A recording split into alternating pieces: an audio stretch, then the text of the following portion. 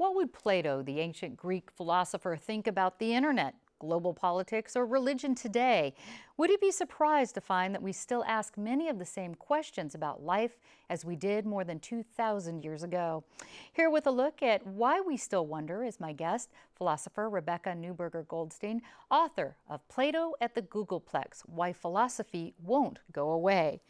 And Rebecca, in your book, you bring Plato into current day America. And I'm wondering, what can Plato teach us in this modern day with debates over religion, politics, wars, and things like that? Well, he can teach us to question, he can teach us to reflect, he can teach us to be more self-conscious about our beliefs and our actions, not to take things for granted. And that's been one of the major roles of philosophy from the very beginning. The subtitle of your book, Why Philosophy Won't Go Away. I have a few ideas. We're super busy. Parents are working, technology, trying to keep up on that, and just everyday life, keeping yourself alive seems like one reason. So how is Plato's philosophy relevant today, and why should we, as you say, contemplate these questions? Right. So, well, one of the things I don't want to say is that Plato had all the answers. I mean, this is a man who lived 2,400 years ago.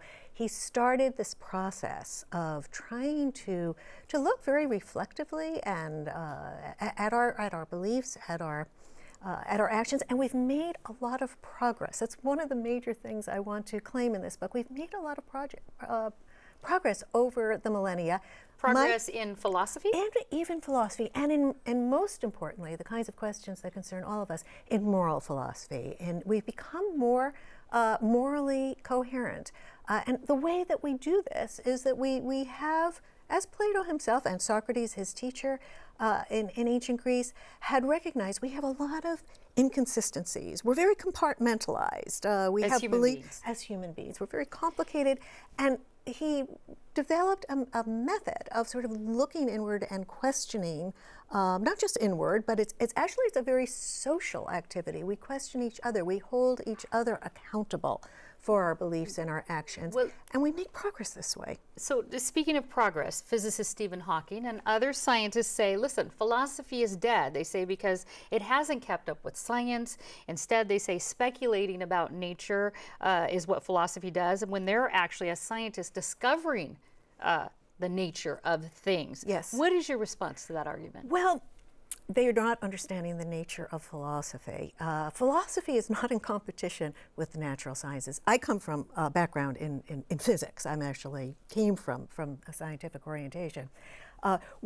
If philosophers are trying to compete with scientists in telling us the nature of physical reality, then philosophy is indeed absurd. But that's not what philosophers are in the business of doing.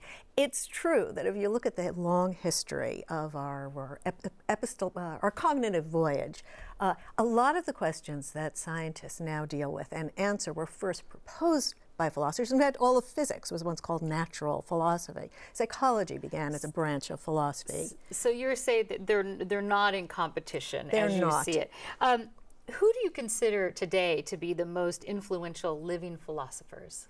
Let me think. It depends on what area of philosophy you're talking about. So I think one of the most important ethical philosophers was the man who actually was my PhD dissertation advisor, Tom Nagel, who wrote a book called The Possibility of Altruism, which I think was a tremendous step forward in ethical knowledge. Altruism. Altruism, yes. Why altruism is a rational choice, why it's justified, why acting in the interest not just of ourselves but of others is actually required if we're going to be morally consistent. Now, you're in San Diego for a lecture at UC San Diego tonight. What do you want people in the audience to take away from this lecture? I want them to take away the importance of these questions, realizing that they are on some level always wondering about these questions, wondering about what it all means, what matters.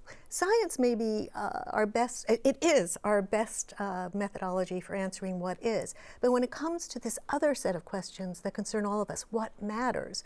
Do we matter? What matters? Does truth, does goodness, does beauty, does status, does fame, does money?